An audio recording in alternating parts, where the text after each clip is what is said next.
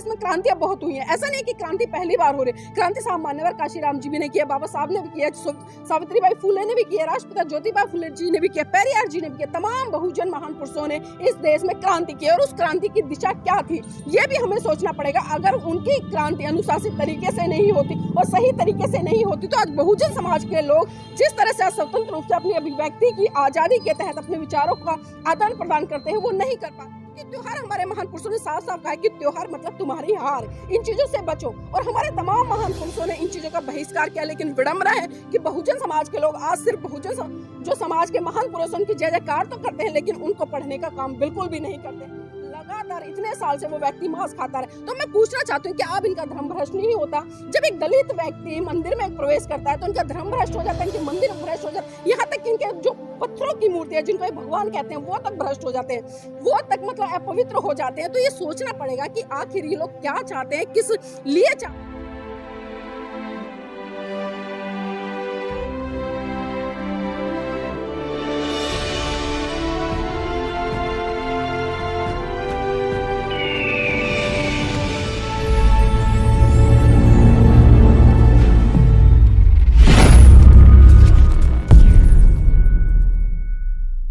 Ballia UP के अंदर संत शिरोमणि रविदास जी का मंदिर को मनुवादी व्यवस्था के लोगों ने जला दिया है।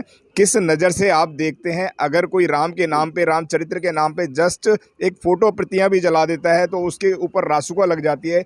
लेकिन संत शिरोमणि के मतलब लाखों फॉलोवर्स हैं, करोड़ों फॉलोवर्स हैं, देश विदेश के अंदर फॉलोवर्स हैं। तो उनकी आस्था के बारे में क्या कहेंगे और किस नज़र से देखते हैं? क्या किसी मंदिर को इस तरीके से आग लगाया जा सकता है? क्या कहेंगे?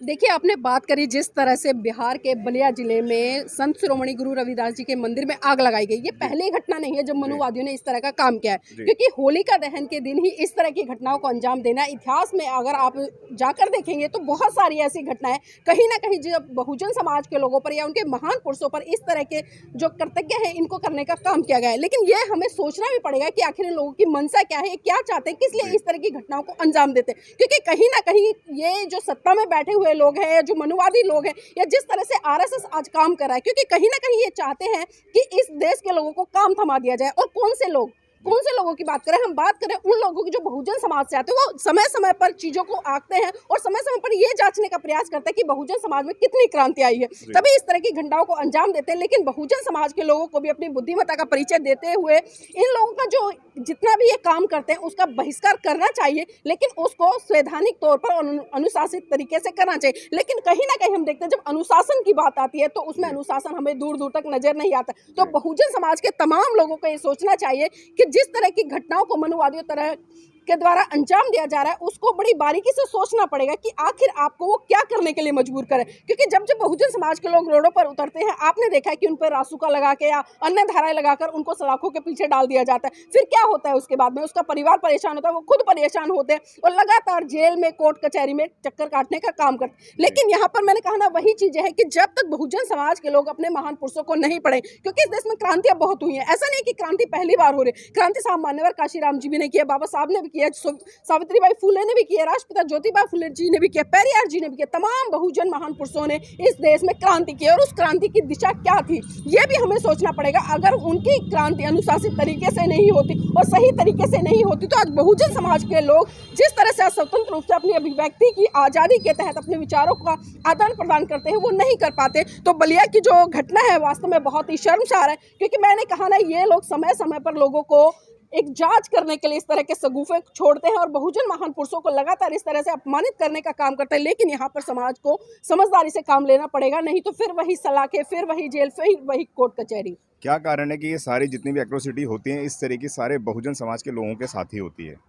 देखिए, बहुजन समाज के लोगों के साथ इसलिए होते हैं क्योंकि आप सबको पता है कि ये बहुजन जो समाज है बहुत ही शक्तिशाली है। लेकिन कहीं ना कहीं समय समय पर इसको जाति के आधार पर बांट दिया गया, इसको धर्म के आधार पर बांट दिया, इसको सांप्रदायिकता के आधार पर बांट दिया। अगर आज मैं बहुजन समाज की बात करूँ तो इसमें तमाम ऐसी जातियां बना दी गई हैं जिससे कि आज कहीं ना कहीं एक जाति दूसरी जाति से भेदभाव करे, जबकि हमारे महान पुरुषों ने बहुजन कॉन्सेप्ट दिया। आज उस बहुजन कॉन्सेप्ट को ना लेकर हम जातियों में बट गए और इसका कारण क्या है कि सत्ता पर बैठे हुए लोग लगातार चाहते हैं कि जाति के आधार पर इन लोगों के ऊपर शोषण किया जाए और जाति के आधार पर ही हमारे ही अपने लोग कहीं ना कहीं, चाहे मैं खटीक समाज की बात करूं, बैरवा की समाज की करूं या चमार की बात करूं या जितनी भी तमाम बहुजन समाज में जाति आती है, वो एक दूसरे को चाहे तो नीचा समझते हैं, ये सोचते हैं कि मैं इस जाति से ऊपर। जिस तरह से वर्ण व्यवस्था के तहत जो ब्राह्मण है वो सबसे ऊपर आता है, फिर क्षत्रिय है, फिर वैश्य है, फिर शूद्र है, इसी तरह से शूद्र में तमाम जो जातियां हैं कहीं ना कहीं हम देख रहे हैं कि वो जातियां आज अपने आप पर, अपनी जो थोड़े ऊंचे हैं वो अपने आप पर गर्व करती है। लेकिन ये सोचना पड़ेगा कि आखिर हम क्या कर रहे हैं और इन सभी गलत चीजों से निकल कर हमें अपने महान पुरुषों की विचारधारा को पढ़कर उसको मनोसात करने की जरूरत है।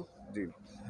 जैसे आपने बताया कि 4 तरीके की जातियां होती हैं, वैश्य, ब्राह्मण, शूद्र करके बताया, लेकिन जो ब्राह्मण बताया है वह मांस मदिरा का इस्तेमाल नहीं करता है, ऐसा तमाम ग्रंथों में लिखा हुआ है।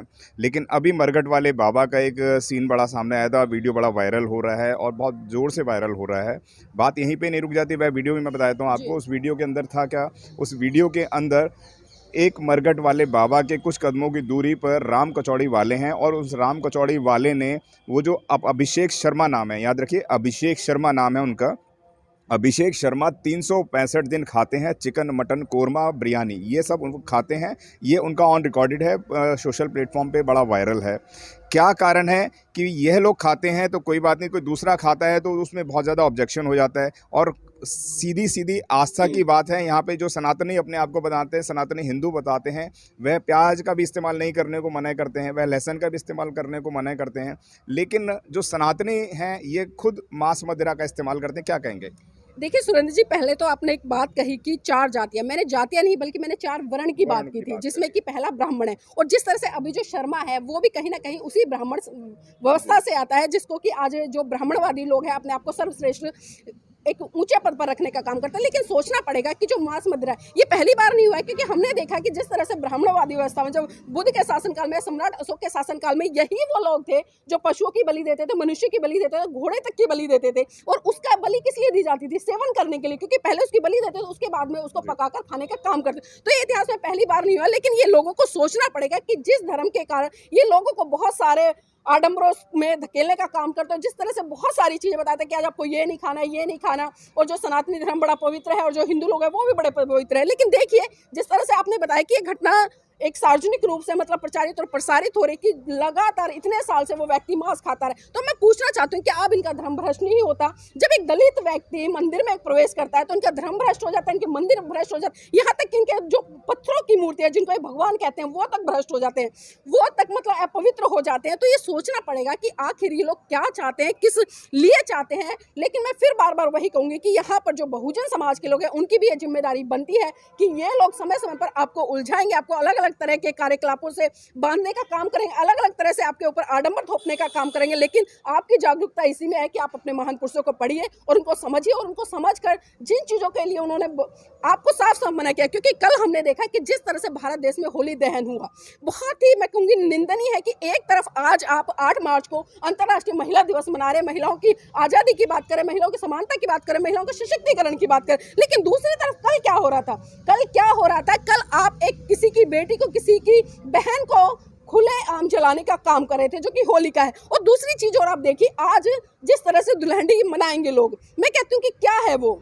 क्या है, ये सोचना पड़ेगा कि कौन सी संस्कृति है, कौन से धर्म को मानने वाले लोग हैं। आज खुले आम पर बहन बेटियों के साथ में जिस तरह से रंग गुलाल लगाकर उनके शरीर को, उनके पर्सनल पार्ट को छूने का काम करेंगे, तो बताइए कौन सी संस्कृति है, कौन सा धर्म है? तो हमें सोचना पड़ेगा कि कहीं ना कहीं ये लोग नशा करके, नशीली चीजों का सेवन करके और भी अन्य तरह का जो व्यभिचार है वो आज के दिन करते हैं। तो इन व्यभिचारों से, इन तरह के जो त्योहार है, क्योंकि त्योहार हमारे महान पुरुषों ने साफ साफ कहा कि त्योहार मतलब तुम्हारी हार, इन चीजों से बचो। और हमारे तमाम महान पुरुषों ने इन चीजों का बहिष्कार किया। लेकिन विडंबना है कि बहुजन समाज के लोग आज सिर्फ बहुजन जो समाज के महान पुरुष उनकी जय जयकार तो करते हैं, लेकिन उनको पढ़ने का काम बिल्कुल भी नहीं करते हैं, जो कि बहुत ही गलत बात है। मैं कहूंगी कि जब तक अपने महान पुरुषों को आप नहीं पढ़ोगे तब तक आप कोई भी क्रांति नहीं कर पाओगे। कोई भी क्रांति नहीं करते हैं। आपसे हमारे साथ नीलम बॉस जिन्होंने बताया कि ये बहुजन समाज के लोग हैं, उनको एकत्रित होना पड़ेगा, उनको संगठित होना पड़ेगा। जो बाबा साहब ने भी आपको दिया था कि आप संगठित हों, संघर्ष करें, तो वही आपको लगातार करना होगा। धन्यवाद नीलम जी, थैंक यू।